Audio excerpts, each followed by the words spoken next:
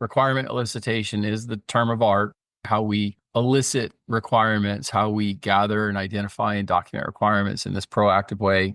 Being good at requirement elicitation is really important to how we keep the business unit connected to the procurement action and keep them focused on things that make a difference. It is very important for our vendor community because the requirements need to be clear, the responsibility is well constructed, and then, of course, I'll mention a couple of times in here, the vendors need to have the opportunity to show that they are the experts in their field. So we have to be cognizant of how much requirements we're putting out and whether we're at the same level of expertise as the market or not. I'll talk about rework and project failure on the next slide. And obviously, good requirements has a huge amount of impact on our ability to actually manage contracts and vendor performance. Here's from a software book that I've referenced a couple of times. When we're building requirements and we're saying, what does this thing do?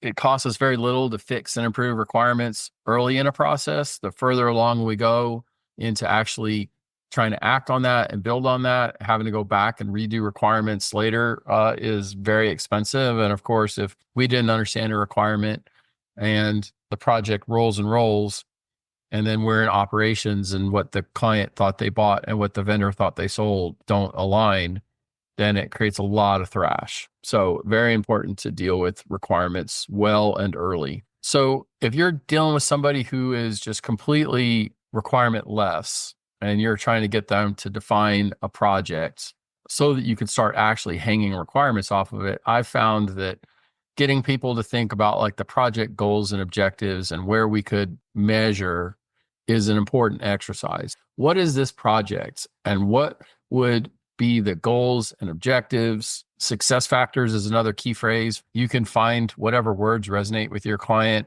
Goals, objectives, success factors, I think all kind of have similar meanings. What does done look like? If it's 3 years from now and we're looking back at this project and it was the most successful project we ever did, what are those characteristics? How do we know that we accomplished that?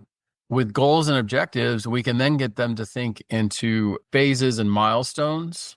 So you've heard SMART before, almost certainly. So SMART would be specific, measurable, achievable, realistic, and timely. So getting that kind of acronym is fairly common in our industry. If you haven't used it before, you'll find it's applicable. It's a way to encourage somebody to think forward into taking it from a very abstract thing into driving sort of at a workshop level what the outside frame of the project is so we can start filling in requirements to fulfill that.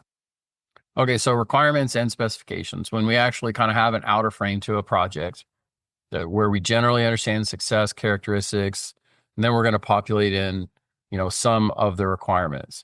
You hear these two terms, requirements and specifications. Sometimes they can be treated as synonyms. They're not exactly synonyms.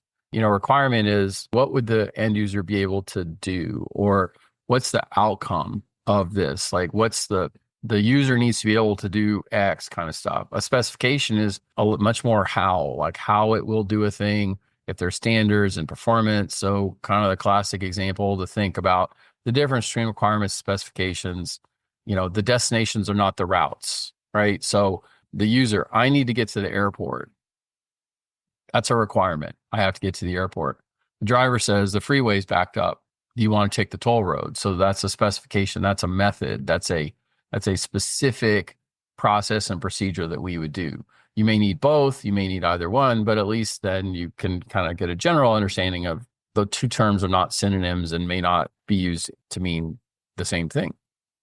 So I wanted this one to be some actual like tools and methods. If you are in a job where you're collecting and listing requirements, sort of a cheat sheet of different ways to continue to kind of frame and organize the discussion. So, what are some of the key outcomes of the projects? Invitation to story, and that was an open-ended question. Invitation to storytelling. Describe a day in the life of the end user after this project is implemented. Clarifying questions. Somebody makes a statement or uses an adjective like user-friendly. Getting them to continue to think into it by saying, can you elaborate on what you mean by that? Probing questions. Why is that feature critical to your operations? Getting the client to continue to talk and asking questions to drive in to do that kind of analysis. Hypothetical questions. How would you handle a sudden increase in users? So making sure that you are complete in your requirements. Hi, it's Dustin Lanier. Thanks for listening. Please find me on LinkedIn for original public sector operations content every week. And please reach out to me if I and my team of procurement professionals at Civic Initiatives can help you be a public procurement change agent.